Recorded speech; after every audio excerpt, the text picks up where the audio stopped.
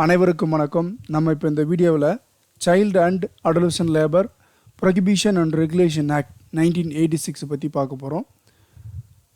அதாவது குழந்தை மற்றும் வளரிளம் பருவத் தொழிலாளர்கள் தடுத்தல் மற்றும் ஒழுங்குமுறை சட்டம் 1986 பற்றி பார்க்க போகிறோம்.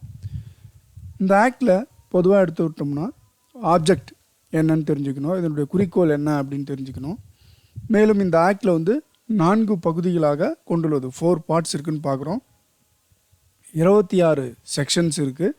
பட் 2001 அப்புறம் சில செக்ஷன் டெலிட் பண்ணிவிடுவாங்க.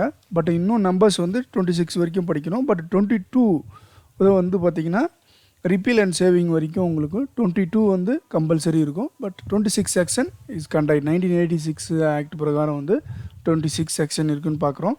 அடுத்து schedules part A part B அப்படின்னு சொல்லலாம்.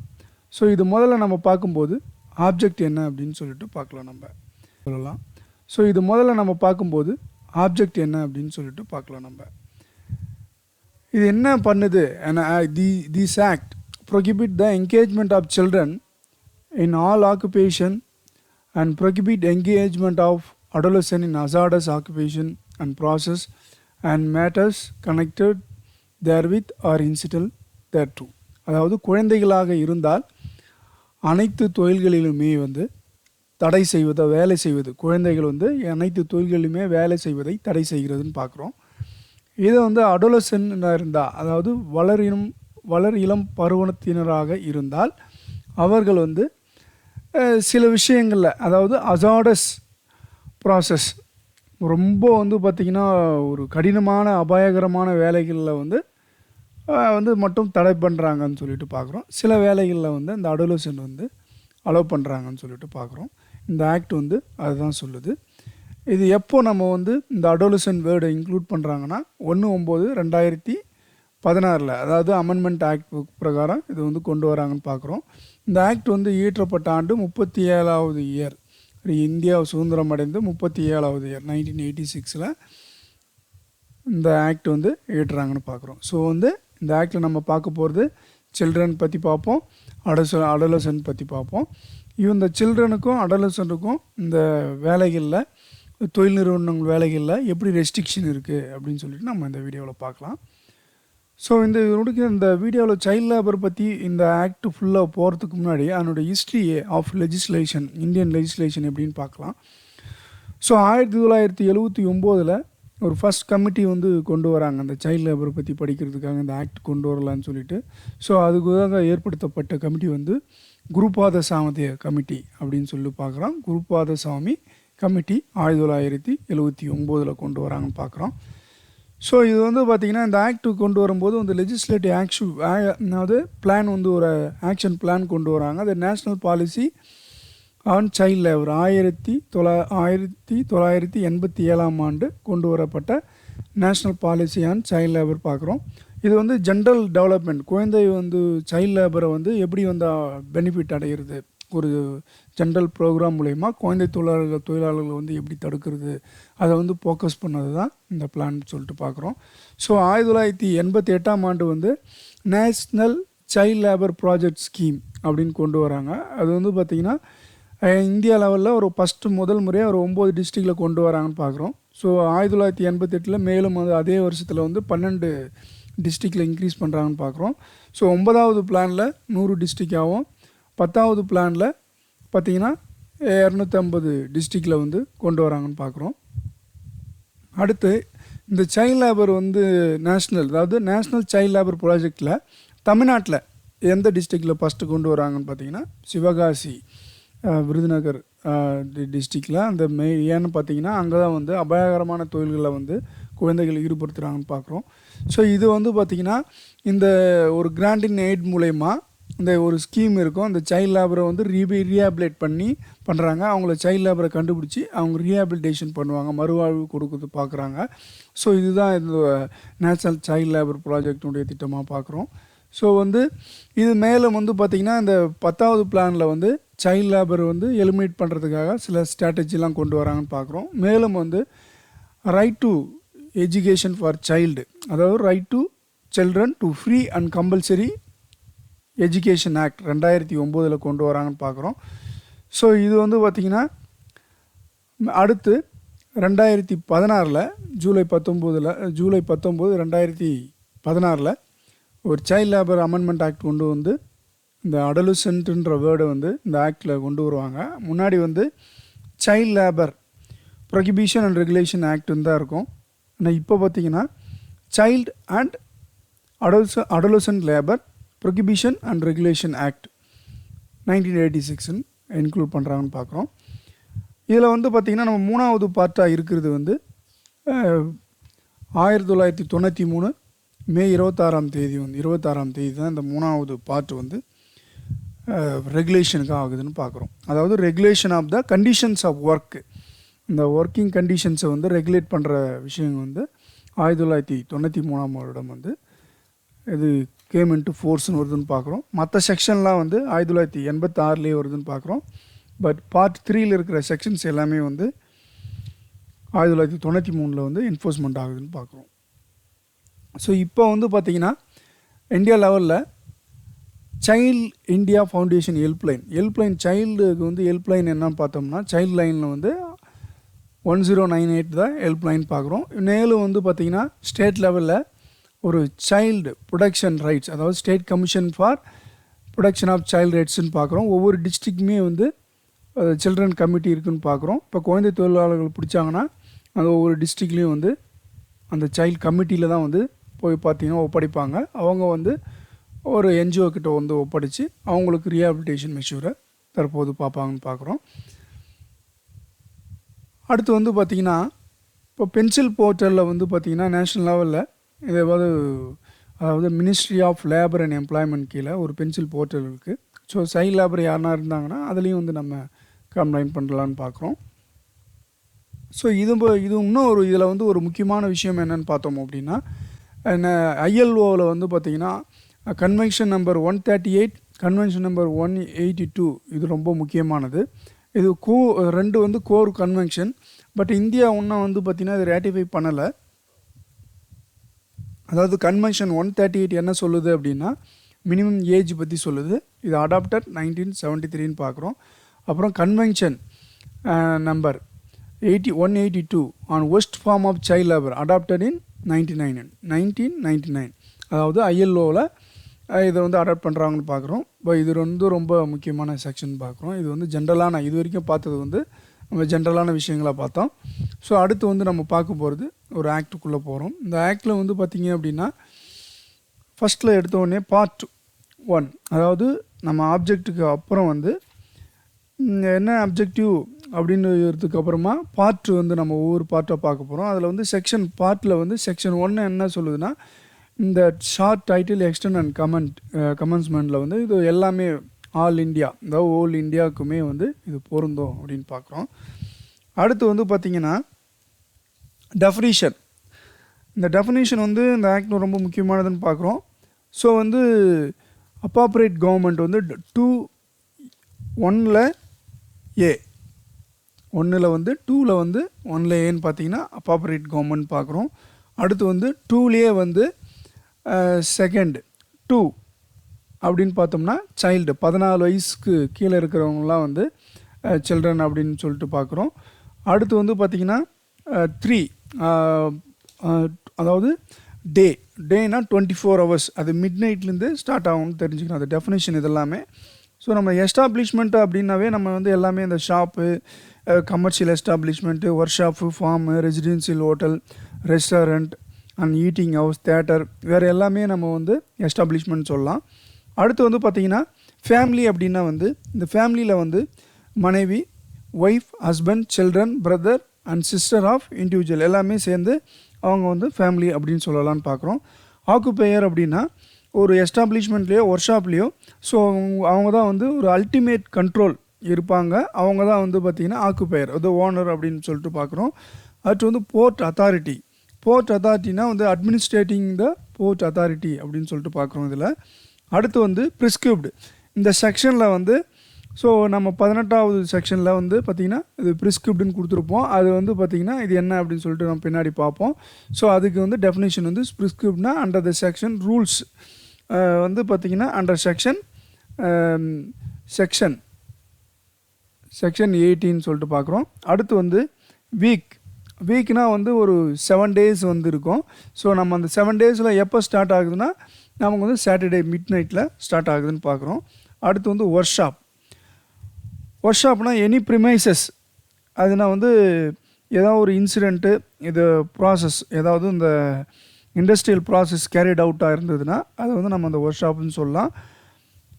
ஸோ அண்டர் த செக்ஷன் 67, அதாவது ஃபேக்ட்ரி ஆக்ட் மூலமா இதை வந்து சொல்கிறேன்னு பார்க்குறோம். ஸோ அந்த டைம் பீங் அதை அப்ளை பண்ணிக்கலாம் இந்த ஆக்டில் வந்து அப்படின்னு பார்க்கலாம். ஸோ இதுதான் வந்து டெஃபினிஷன் நமக்கு வந்து.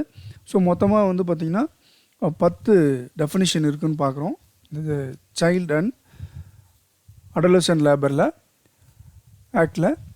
ஸோ வந்து நம்ம அடுத்து பார்க்க போகிறது பார்ட் 2ல் வந்து பார்த்திங்கன்னா நமக்கு வந்து ஒரு குழந்தையாக இருந்த சில்ட்ரனாக இருந்தால் அவங்க எந்தெந்த வேலையெல்லாம் செய்யக்கூடாது, அடலசன்ட் லேபர்லாம் இருந்தால் என்னென்ன வேலைகள்லாம் செய்யக்கூடாது, சில்ட்ரன்னாவே அவங்க எந்த வேலையிலுமே வந்து அலோவ் பண்ணக்கூடாதுன்னு தான் ரூல்ஸு. ஸோ நோ சில்ட்ரன் வந்து என்ன பண்ணுறாங்க, எந்த வேலையிலுமே ஈடுபடக்கூடாதுன்னு தான் 3ல் வந்து செக்ஷன் 3ல் வந்து prohibition of children in any occupation and process. நம்ம வந்து ஷெட்யூல் பார்க்கும்போது அது வந்து பார்ட் ஏல வந்து பார்த்திங்கன்னா பார்ட் ஏ பார்ட் பின்னு இருக்கும். ஸோ ஓபி அப்படின்னு சொல்லலாம் நம்ம. ஸோ வந்து பார்த்திங்கன்னா பார்ட் ஏல வந்து ஆக்குபேஷன், பார்ட் பியில் வந்து ப்ராசஸ் இருக்கும். ஸோ அதை பற்றி நம்ம பின்ன செக்ஷனில் வந்து பார்க்கலாம், ஷெட்யூலில் பார்க்கலாம். ஸோ இப்போ வந்து பார்த்திங்கன்னா சில்ட்ரன்னா எந்த சில்ட்ரனுமே வந்து அந்த எம்ப்ளாய்மெண்ட்டில் எந்த வேலைக்குமே அமர்த்தக்கூடாதுன்னு சொல்லிட்டு பார்க்குறோம். எனி ஆக்குபேஷன் ப்ராசஸ்ன்னு பார்க்குறோம். ஸோ வந்து இருந்தாலும் அவங்க ஃபேமிலி என்டர்பிரைசஸாக இருந்தால், அதாவது ஒரு அபாயகரமான அசாடஸாக ஆக்குபேஷன் ஒரு ப்ராசஸாக இல்லாமல் இருந்தால் அந்த வேலைகளில் சில்ட்ரனை ஈடுபடுத்தலாம். அது என்னென்னு பார்த்தீங்கன்னா பர்டிகுலராக அது வந்து ஃபேமிலி என்டர்பிரைஸாக இருக்கணும். அதுவுமே ஒரு ஆர்டிஷன் அவங்க வந்து ஒரு ஆர்டிஸ்ட்டாக இருந்தால் அவங்க வந்து பார்த்திங்கன்னா அந்த இண்டஸ்ட்ரியில் சர்க்கஸை தவிர மற்ற வேலைகளுக்கு எல்லாமே வந்து ஒரு ஆக்டராக இருக்கலாம். ஸோ அந்த மாதிரி விஷயங்களை வந்து இவங்க வந்து டெலிவிஷன் சீரியல் இல்லை ஃபிலிம் அட்வர்டைஸ்மெண்ட்டில் அந்த சில ஸ்போர்ட்ஸ் ஆக்டிவிட்டீஸில் எல்லாமே யூஸ் பண்ணலான்னு பார்க்குறோம். பட் வந்து பார்த்திங்கன்னா அவங்க வந்து ஒரு சர்க்கஸில் வந்து அலோவ் பண்ணுறதுக்கு வந்து இந்த ஃபேமிலி என்டர்பிரைசஸில் வந்து அதை அலோவ் பண்ண மாட்டாங்க அப்படின்னு சொல்லிட்டு பார்க்குறோம் நம்ம. ஸோ இது வந்து பார்த்திங்கன்னா இது வந்து சில்ட்ரன்னா எந்த வேலைக்குமே ஆக்குபேஷன் ப்ராசஸ் எதுக்குமே வேலை வாங்கக்கூடாது குழந்தைகள்னு பார்க்குறோம். ஆனால் ஃபேமிலி என்டர்பிரைசஸாக இருந்தால் இந்த சர்க்கஸை தவிர மற்ற வேலைகளில் ஈடுபடுத்தலாம். அதாவது அபாயகரமான வேலைகளை தவிர மற்றதில் வந்து ஈடுபடுத்தலாம். அதுவும் வந்து ஃபேமிலியில் மட்டும்தான் அப்படின்னு சொல்லிட்டு பார்க்குறோம். அது வந்து வேறு எந்த தொழில் நிறுவனங்களில் வந்து சில்ட்ரனை வந்து வேலைக்கு வாங்கக்கூடாது. 14 வயசு சைல்டுனா ஏற்கனவே டெஃபினேஷன் நம்ம பார்த்துருப்போம். 14 வயசுக்கு உட்பட்டவர்களில். அடுத்து வந்து 3A செக்ஷன் 3A என்ன சொல்லுது அப்படின்னா அடலசென்ட்டை பற்றி சொல்லுது. அடலசென்ட்னா என்ன இந்த ப்ரொஹிபிட் பண்ணுறது அப்படின்னா அசாடஸ் ஆக்குபேஷன்ஸ் அண்டு ப்ராசஸ். நம்ம இந்த வந்து பார்த்திங்கன்னா இந்த அசாடஸ் ஆக்குபேஷன்ற வந்து நம்ம என்னென்னலாம் அபாயகரமாக வேலைகள் இருக்கோ, அதாவது 15லேருந்து 18 வயதுக்குள்ளவர்களை வந்து இந்த அசாடஸ் ஆக்குபேஷன்ஸ் அண்ட் ப்ராசஸில் வந்து not permitted to work in adolescent. ஆனால் வேலைகளில் வந்து அடலசென்ட்டை வந்து ஈடுபடுத்தலாம். ஆனால் வந்து அபாயகரமான வேலைகளில் இந்த அடலசென்ட்டில் வந்து பயன்படுத்தக்கூடாதுன்னு தான் இந்த ஆக்ட் சொல்லுதுன்னு பார்க்குறோம். ஸோ இது வந்து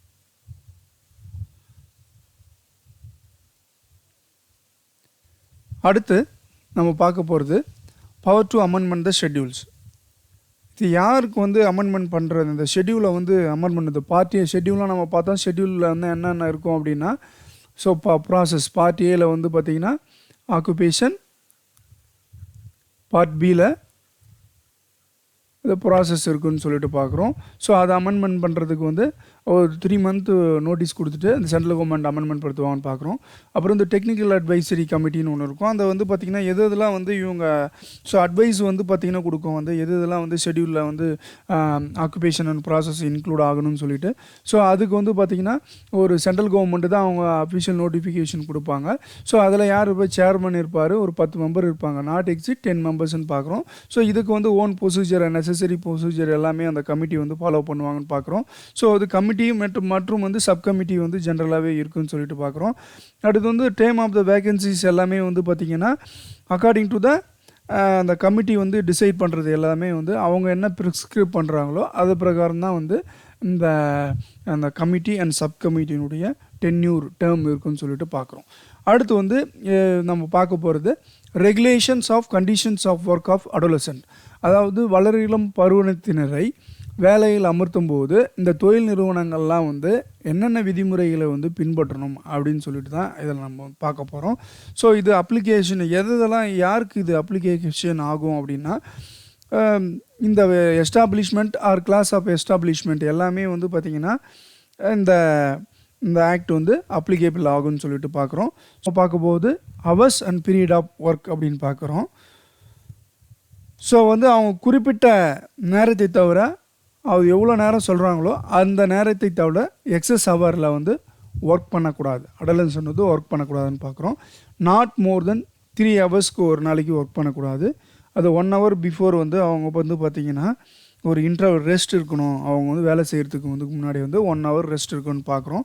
ஸோ அவங்களோட ஸ்ப்ரெட் ஓவர் அப்படின்னா இந்த 3 மணி நேர வேலையை வந்து அவங்களுக்கு வந்து 6 மணி நேரத்துக்கு வந்து மிகாமல் அதுக்குள்ளேயே வந்து அந்த 3 மணி நேரம் ஒர்க்கை வாங்கிடணும்னு சொல்லிட்டு பார்க்குறோம். ஸோ வந்து எந்த நேரத்துலேருந்து எந்த டைமில் மட்டும் ஒர்க் பண்ணோன்னா, ஸோ இங்கே காலையில் 8 மணிலேருந்து இரவு 7 மணிக்குள்ளாக அப்படின்னு சொல்லிட்டு பார்க்குறோம். ஸோ எந்த நோ ஒர்க் அப்படின்னா இந்த டைமில் 7 மணிலேருந்து 8 மணி வரைக்கும் அவங்க வந்து ஒர்க் பண்ணக்கூடாதுன்னு சொல்லிட்டு பார்க்குறோம். இரவு 7 மணிலேருந்து காலை 7 மணி வரைக்கும் ஒர்க் பண்ணுறதுக்கு கூடாதுன்னு பார்க்குறோம். ஸோ வந்து நோ ஓவர் டைம் ஒர்க்கு அவங்களுக்கு கொடுக்கூடாதுன்னு பார்க்குறோம். ஸோ ஒரு எஸ்டாப்ளிஷ்மெண்ட்டில் வேலை செஞ்சுட்டு இன்னொரு எஸ்டாப்ளிஷ்மெண்ட்டில் இந்த அடோலசன்ட் வந்து வேலை செய்கிறது வந்து தடை விதிக்குதுன்னு சொல்லிட்டு பார்க்குறோம். ஸோ இவங்க வந்து வீக்லி வந்து 1 டே வந்து ஹாலிடே இருக்கணும். அந்த ஹாலிடே வந்து இவங்க நோட்டீஸ் மூலிமா வந்து பர்மனெண்ட் நோட்டீஸ் வந்து அவங்க அந்த எஸ்டாப்ளிஷ்மெண்ட் இருக்குதுன்னு பார்க்குறோம். இந்த வந்து 3 மாதத்துக்கு ஒரு முறை வந்து பார்த்திங்கன்னா இந்த ஹாலிடே வந்து அலர்ட் பண்ணக்கூடாது, அதை மாற்றக்கூடாதுன்னு சொல்லிட்டு பார்க்குறோம். ஸோ வந்து notice to the inspector section 9 என்ன சொல்லுது, அடுத்து வந்து செக்ஷன் 9 வந்து இந்த ஆக்ட் வந்து ஃபஸ்ட்டு கமென்ஸ்மெண்ட் ஆகும்போது 30 நாளுக்குள்ளே வந்து இந்த ஆக்ட் யாராருக்கெல்லாம் பொருந்துமோ அவங்க என்ன பண்ணோம், name and employee, name and manager, address of the பர் கம்யூனிகேஷன், நேச்சர் ஆஃப் ஒர்க். அடோலசன்ட்லாம் யாருன்னா இருந்தாங்கன்னா அவங்க வந்து பார்த்திங்கன்னா இந்த லோக்கல் இன்ஸ்பெக்டர் வந்து கிட்ட இந்த ரிப்போர்ட், இந்த name and employee, name and manager and address of the communication address, இது எல்லாமே அவங்ககிட்ட ரிப்போர்ட் பண்ணணும்னு பார்க்குறோம். ஸோ வந்து இந்த ஆக்ட் கமென்ஸ்மெண்ட் ஆனதுக்கப்புறமா புது கம்பெனி எதனா தொடங்குறாங்க, எம்ப்ளாய்மெண்ட் எதனா இருந்ததுன்னா அதுக்கப்புறம் வந்து அவங்க 30 டேஸ்க்குள்ளேயே வந்து இல்லை வந்து ஒரு அடோலசன்ட் வந்து சேர்றாரு அப்படின்னா அதை வந்து அவங்க 30 டேஸ்க்குள்ளே வந்து அது நம்ம லோக்கல் இன்ஸ்பெக்டருக்கு வந்து இன்ஃபார்ம் பண்ணணும்னு பார்க்குறோம். ஸோ வந்து இந்த ஆக்ட் இப்போ ஏற்கனவே பார்த்தோம் இல்லைங்களா, செக்ஷன் அதாவது hours and period of work, weekly holiday, notice to the inspector எல்லாம் பார்த்திங்கன்னா இந்த ஃபேமிலி ஒரு ரன் பண்ணுது அப்படின்னா அவங்களாம் வந்து பார்த்திங்கன்னா இதை ஃபாலோ பண்ணல, தேவையில்லை அப்படின்னு சொல்லிட்டு பார்க்குறோம். ஒரு ஃபேமிலி ரன் பண்ணாங்கன்னா அது அடோலசன்ட்லாம் இன்ஃபார்ம் பண்ண தேவையில்லை அப்படின்னு சொல்லிட்டு இந்த ஆக்டில் பார்க்குறோம். அடுத்து வந்து பார்த்திங்கன்னா டிஸ்பியூட் டு த ஏஜ், அதாவது இந்த ஒரு குழந்தை தொழிலாளர்கள் வந்து வேலைக்கு வச்சிரும்போது இவங்க வந்து குழந்தையா இல்லையான்ற டிஸ்பியூட் வரும்போது அவங்க வந்து ஒரு ப்ரிஸ்கிரிப்டு மெடிக்கல் அத்தாரிட்டி மூலமா, ஆஃபீஸர் மூலமா அவங்க ஏஜை வந்து அவங்க சர்டிஃபிகேட் பண்ணுவாங்க. ஸோ அதன் மூலமா வந்து பார்த்திங்கன்னா ஸோ ஆப்ஷன்ஸ் ஆஃப் சர்டிஃபிகேட் சரியாக இல்லை அப்படின்னா ப்ரிஸ்கிரிப்ட் மெடிக்கல் அத்தாரிட்டி மூலிமா அவங்க சில்ட்ரனா இல்லையான்னு சொல்லிட்டு தெரிஞ்சுக்கலான்னு பார்க்குறோம். ஸோ வந்து அடுத்து வந்து செக்ஷன் 11 என்ன சொல்லுதுன்னா மெயின்டெனன்ஸ் ஆஃப் ரெஜிஸ்டர் பற்றி சொல்லுது. ஸோ வந்து ஒவ்வொரு நிறுவனமே எஸ்டாப்ளிஷ்மெண்ட்டுமே வந்து ரெஜிஸ்டர் மெயின்டைன் பண்ணணும். அந்த ரெஜிஸ்டரில் என்னென்ன இருக்கணும் அப்படின்னா நேம், டேட் ஆஃப் பர்த் அந்த அடோலசன்ட்டுக்கு இருக்குன்னு பார்க்கணும். எத்தனை ஹவர்ஸ் ஒர்க் பண்ணுறாங்க, பீரியட் ஆஃப் ஒர்க்ஸ்லாம் எல்லாமே மென்ஷன் பண்ணியிருக்கணும். ஹவர்ஸ், நேச்சர் ஆஃப் ஒர்க் என்னென்னு பார்க்குறோம். அப்புறம் வேறு கண்டிஷன் என்னென்ன அவங்களுக்கு வந்து பார்த்திங்கன்னா ரெஸ்ட்டு, மற்றபடி வந்து க்ளீனர்ஸ், மற்ற வேறு என்னென்னலாம் வந்து கண்டிஷன்ஸ் இருக்கோ அதை எல்லாமே மென்ஷன் பண்ணணும்னு சொல்லணும். இந்த ஆக்டில் சொல்லுது பார்க்குறோம். இந்த செக்ஷன் 11 பிரகாரம் வந்து மெயின்டைன் பண்ணணும்னு பார்க்குறோம். அடுத்து நம்ம வந்து த டிஸ்பிளே நோட்டீஸ், அதாவது display of notice contain the abstract of section 3A and 14. 3A அப்படி என்ன அப்படின்னு பார்த்தோம் அப்படின்னா 3Aல வந்து நம்ம பார்த்தது வந்து அடோலசன்ட் வந்து எந்தெந்த prohibition of employment in certain hazardous and occupation and process. So அதை தான் வந்து நோட்டீஸ் போர்டில் வைக்கணும் அப்படின்னு சொல்கிறாங்க. அதே மாதிரி செக்ஷன் 14 வந்து பெனால்ட்டிஸ் பிற்பகுதியில் நம்ம பார்ப்போம்.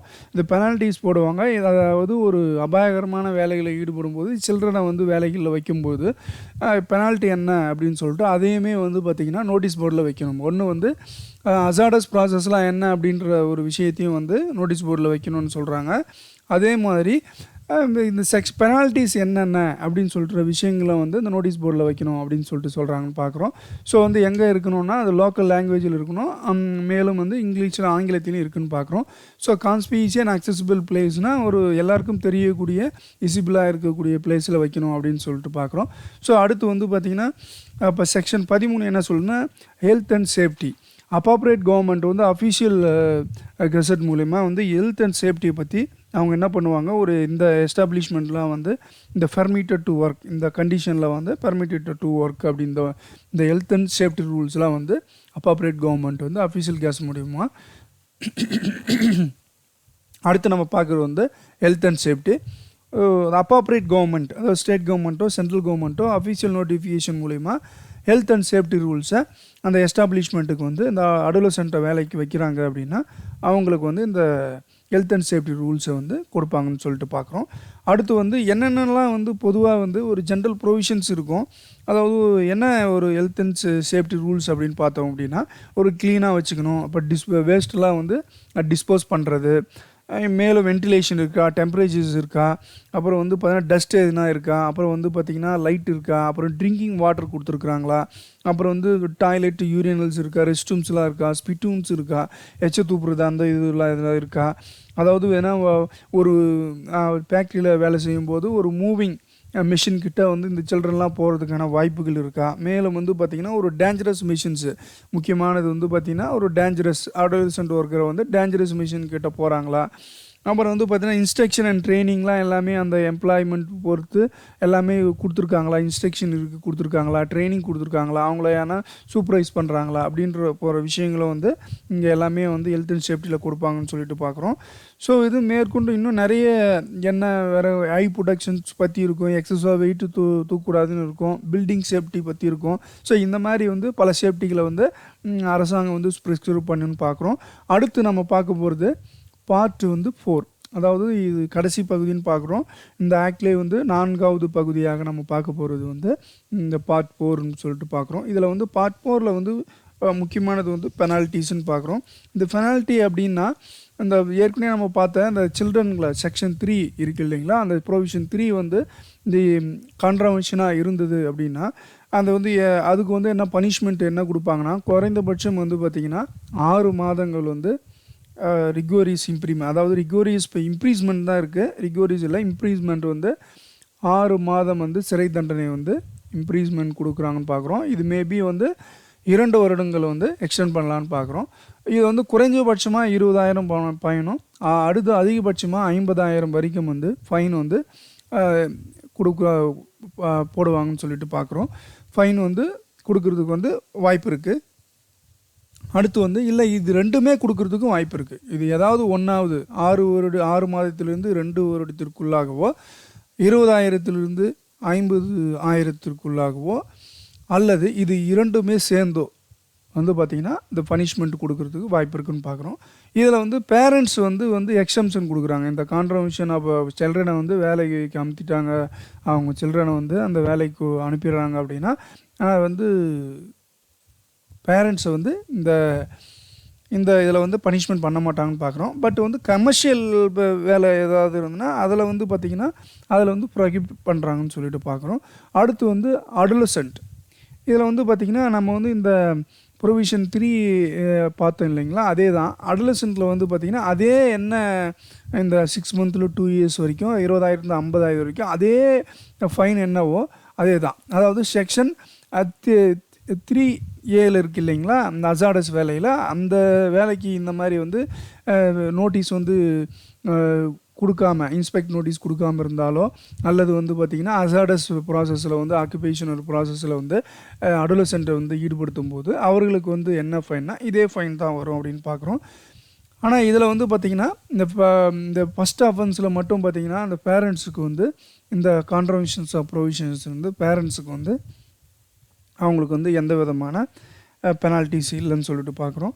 அடுத்து வந்து பார்த்திங்கன்னா ஏற்கனவே ஒரு முறை பண்ணிடுறாங்க, திருப்பி அவங்க வந்து பார்த்திங்கன்னா இந்த தண்டனைகளை வந்து திருப்பி அந்த அஃபென்ஸ் பண்ணும்போது அவங்களுக்கு வந்து பார்த்திங்கன்னா அதாவது மோர் தென் 1 இயர்லேருந்து நாட் லெஸ் தென் 3 இயர்ஸ் வரைக்கும், அப் டு 3 இயர்ஸ் வரைக்கும், மோர் தென் 1 இயர் அப் டு 3 இயர்ஸ் வரைக்கும் அவங்க இம்ப்ரீஸ்மெண்ட் பண்ணுறதுக்கு வாய்ப்பு இருக்குதுன்னு பார்க்குறோம்.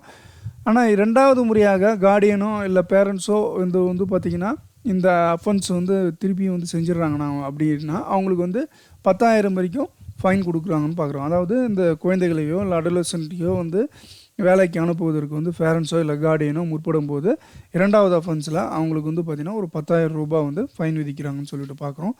ஸோ வந்து மேற்கொண்டு வேறு ஏதாவது இந்த செக்ஷனில் ஃபைன் எப்படின்னு பார்த்தீங்க அப்படின்னு எனி ப்ரொவிஷன் கான்ட்ரவென்ஷனாக இருந்ததுன்னா இல்லை ஒன் மந்த் இம்ப்ரீஸ்மெண்ட், அப்படி இல்லைனா வந்து ஃபைன் வந்து 10,000 இல்லை பார்த்தீங்கன்னா 2 அப்படின்னு சொல்லிட்டு பார்க்குறோம். ஸோ அடுத்து வந்து நம்ம வந்து பார்த்திங்கன்னா செக்ஷன் வந்து 14A offences to be cognisable. இது எந்த ஆக்ட் பிரகாரம் வந்து பார்த்திங்கன்னா அஃபென்ஸை வந்து கொடுப்பாங்க அப்படின்னா கோட் ஆஃப் கிரிமினல் ப்ரொசீஜர் 1973 பிரகாரம் இது அஃபென்ஸ் அப்படின்னு சொல்லிட்டு பார்க்குறோம். என்னதெல்லாம் செக்ஷன் காக்னிசபிள்னால் வந்து 3 and 3A. 3 வந்து சில்ட்ரன், 3 வந்து A வந்து அடலசன்ட் பார்க்குறோம். இதில் வந்து ஃபைன் வந்து 14 கீழே நம்ம பார்க்குறோம். அடுத்து வந்து பார்த்திங்கன்னா 14B இதில் வந்து child and adolescent labour rehabilitation ஃபண்டுன்னு பார்க்குறோம். ஸோ அப்பாப்ரேட் கவர்மெண்ட் வந்து என்ன பண்ணுதுன்னா 1 or more டிஸ்ட்ரிக்ட் லெவலில் எவ்ரி டிஸ்ட்ரிக்டும் வந்து ஒரு ஃபண்டை வந்து க்ரியேட் பண்ணுவாங்க. அந்த ஃபண்டில் வந்து பார்த்திங்கன்னா ஒரு ஈச் சில்ட்ரனுக்கு வந்து பார்த்திங்கன்னா 15,000 வந்து ஒரு டெபாசிட் கிரெடிட் பண்ணுவாங்கன்னு பார்க்குறோம். முதல்ல வந்து பார்த்திங்கன்னா அவங்க இந்த ஃபண்டை வந்து பார்த்திங்கன்னா டெபாசிட்டட் இந்த டிஸ்ட்ரிக்கு, அப்புறம் வந்து பார்த்திங்கன்னா எதனா சைல்டு லேபரோ எதனா அடலசன்ட்டோ பிடிக்கிறாங்கன்னு பார்த்திங்கன்னா அதுக்கப்புறம் வந்து பார்த்திங்கன்னா ஒரு இயர்லி பேசிஸில் வந்து கிரெடிட் பண்ணி வச்சுப்பாங்க. அது எப்பப்பெல்லாம் காலி ஆகுதோ அப்போ வந்து பார்த்திங்கன்னா சில்ட்ரனுக்கும் அடலசன்ட்டுக்கும் வந்து பிடிக்கும்போது அந்த அமௌண்ட்டை வந்து அவங்க அக்கௌண்ட்டில் வந்து ட்ரான்ஸ்ஃபர் பண்ணுவாங்கன்னு பார்க்குறோம். ஸோ அடுத்து வந்து பார்த்திங்கன்னா செக்ஷன் 14C இந்த வந்து இந்த கான்ட்ரவென்ஷன் இந்த மேற்கொண்ட ப்ரொவிஷனில் கான்ட்ரவென்ஷனாக இருக்கிற பிடிபடுற இந்த சைல்டோ ரெஸ்கியூடு சைல்டோ அடலசன்ட்லாம் வந்து பார்த்திங்கன்னா அக்கார்டிங் டு த லா பிரகாரம் வந்து பார்த்திங்கன்னா அந்த டைமில் என்ன லா இருக்கோ அதன் பிரகாரம் வந்து ரீஹாபிலேட் பண்ணுவாங்கன்னு பார்க்குறோம். அடுத்து வந்து section 14D compounding of offences. Compounding of offence வந்து பார்த்திங்கன்னா டிஸ்ட்ரிக்ட் மேஜிஸ்ட்ரேட் வந்து அவர் தான் வந்து காம்பவுண்டிங் அஃபென்ஸ் வந்து முடிவு பண்ணுவார்னு பார்க்குறோம்.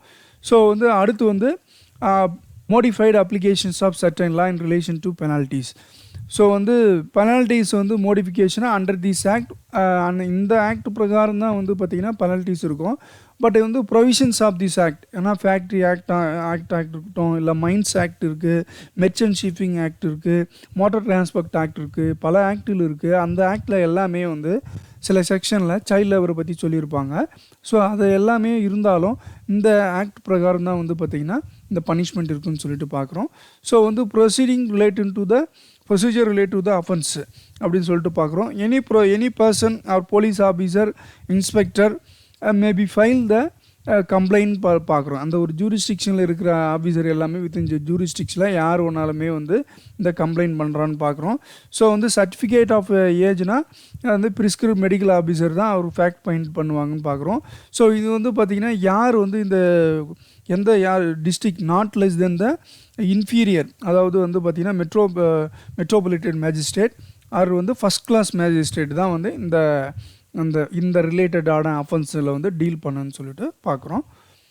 அடுத்து வந்து செக்ஷன் 17 அப்பாயின்மெண்ட் ஆஃப் இன்ஸ்பெக்டர் வந்து அப்பாப்ரேட் கவர்மெண்ட் தான் ஒரு பப்ளிக் சர்வெண்ட்டை அந்த லோக்கல் லிமிட்டில் இன்ஸ்பெக்டராக அப்பாயின்ட் பண்ணுறாங்கன்னு பார்க்குறோம். ஸோ அப்புறம் வந்து பார்த்திங்கன்னா 17A district magistrate to implement the provision. District magistrate தான் exercise the power on the local limit. ஒவ்வொரு ஏரியாவுக்கும் டிஸ்ட்ரிக்ட் மேஜிஸ்ட்ரேட் தான் வந்து பார்த்திங்கன்னா இந்த ப்ரொவிஷன்ஸை வந்து எக்ஸைஸ் பண்ணுறாருன்னு சொல்லிட்டு பார்க்குறோம்.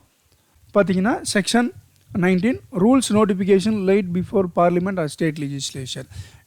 இந்த ஆக்டை பற்றி சில சட்டங்களோ இல்லை வந்து ரூல்ஸ் அண்ட் செக்ஷன்ஸ் ஏதாவது மாடிஃபிகேஷன் பண்ணோன்னா அது 30 நாளுக்குள்ளே அந்த பார்லிமெண்ட்டில் 2 செஷனில் போத் ஹவுசஸ்லுமே பார்த்தீங்கன்னா இது பாஸ் பண்ணணும்னு சொல்லிட்டு பார்க்குறோம்.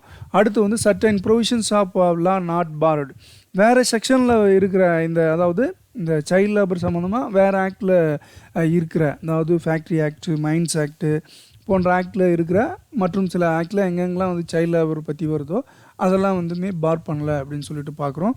So power to remove the difficulties, அதாவது இந்த ஆக்ட் எக்ஸ்பயர் ஆகிற 3 வருஷத்துக்குள்ளே வேறு ஏதாவது இந்த சென்ட்ரல் கவர்மெண்ட்டில் வந்து சென்ட்ரல் கவர்மெண்ட் நினைக்குது ஏதாவது ஒரு செக்ஷன் வந்து டிஃபிகல்ட்டாக இருக்குது, இல்லை ஒரு எம்ப்ளாய்மெண்ட்டுக்கோ எஸ்டாப்ளிஷ்மெண்ட்டுக்கு வந்து டிஃபிகல்ட்டாக இருக்குன்னா அதை ரிமூவ் பண்ணுற அதிகாரம் வந்து சென்ட்ரல் கவர்மெண்ட் இருக்குதுன்னு பார்க்குறோம். பட் அதையுமே வந்து பார்த்திங்கன்னா பார்லிமெண்ட்டு முன்னாடி அதை வைக்கணும் அப்படின்னு சொல்லிட்டு பார்க்குறோம். அடுத்து ரிப்பீல் அண்ட் சேவிங்னு சொல்லிட்டு பார்க்குறோம். இது கடைசி வந்து தேவையில்லாத பகுதிகளை வந்து அது வந்து நீக்கிறாங்கன்னு சொல்லிட்டு பார்க்குறோம். ஸோ இது எதுனா ரிப்பீல் பண்ணுறாங்க அப்படின்னா மெயினாக வந்து எம்ப்ளாய்மெண்ட் ஆஃப் சில்ட்ரன் ஆக்ட் 1938ன்ற ஒரு ஆக்ட்டு, இந்த சில்ட்ரன் ஆக்ட் வந்து முதல்ல இருந்ததுன்னு பார்க்குறோம். இந்த எம்ப்ளாய்மெண்ட் ஆஃப் சில்ட்ரன் ஆக்ட் 1938 அந்த ஆக்ட்டை வந்து ரிப்பீல் பண்ணுறாங்கன்னு பார்க்குறோம். மேற்கொண்டு வந்து பார்த்திங்கன்னா 23லேருந்து 26 வரைக்கும் இருக்கிற ஆக்ட் எல்லாமே வந்து எல்லாமே 2001 அமெண்ட்மெண்ட் பிரகாரமே வந்து நீக்கிறாங்கன்னு சொல்லிட்டு டெலீட் பண்ணிடுறாங்க, ஒமிட் பண்ணிடுறாங்கன்னு பார்க்குறோம். மேற்கொண்டு பார்த்திங்கன்னா கடைசியாக இந்த பகுதியில் நம்ம பார்க்க போகிறது ஷெட்யூல்ஸ் எல்லாமே நமக்கு எங்கே தேவைன்னா 3A தான் தேவை. 3Aன்னா அசார்டஸ் ப்ராசஸ் அண்ட் ஆக்குபேஷன்ஸ் பார்க்குறோம். அதாவது அடோலசன்ஸ்லாம் அதில் வந்து ஒர்க் பண்ணக்கூடாது, இதெல்லாம் அசார்டஸ் அப்படின்னு சொல்லிட்டு பார்ப்போம். ஸோ எதெல்லாம் மெயினானு பார்த்தீங்க அப்படின்னா பார்ட் ஏ, பார்ட் பி.